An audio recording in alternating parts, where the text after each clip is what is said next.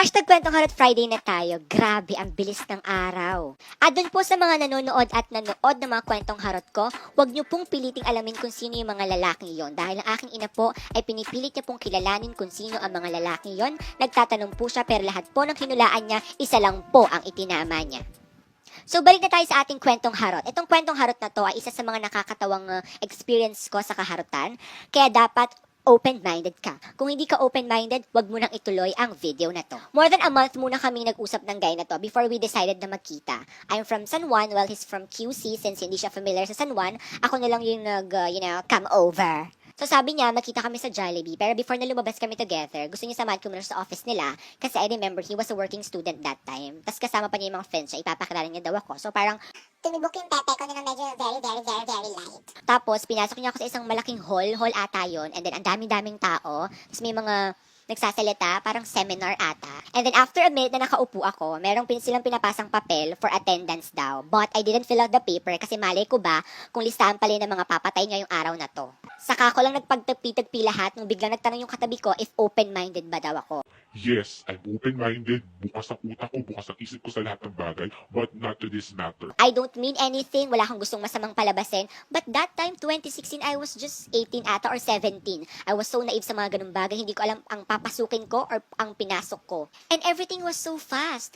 That's not what I'm expecting that day. Expectation ko, may date ako, so magkakajowa ako. And I'm so thankful sa barkada ko, Kim Laika. Thank you for saving me that day. Buti nilang nandun ka kasi bumili pa kami ng short na pang elementary kasi sugat-sugat yung singit ko. And from that kwentong harot, I would say na we all should never rush to find love.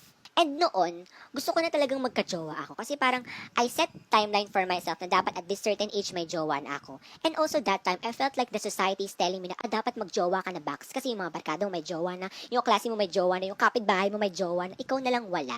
And it's true that up until today, ganun yung society na parang big deal kapag single ka.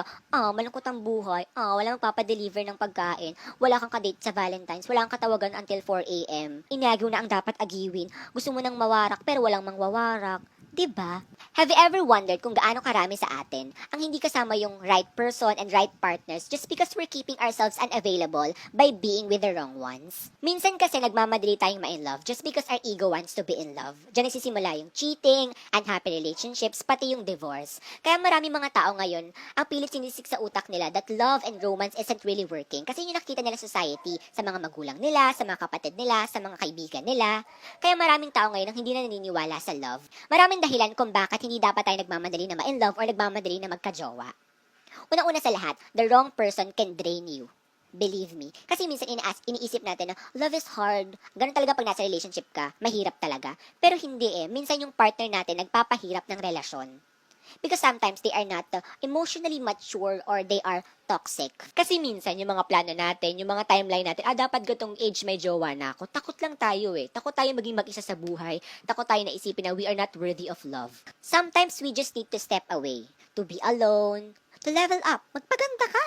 Magpagaling ka. Sa kama. Joke, charot.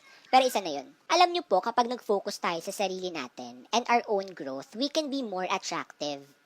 We can attract potential jowa like tall, dark, and handsome. We can be more capable of having healthier relationships. And huwag tayong matakot masaktan.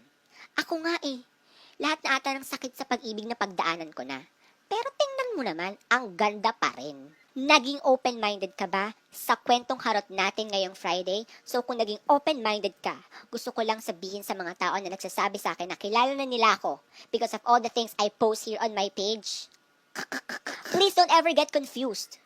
What you know is only what I choose to let you see about my life. So quit judging me based on what I post. Okay? So that's it for today. Happy weekend!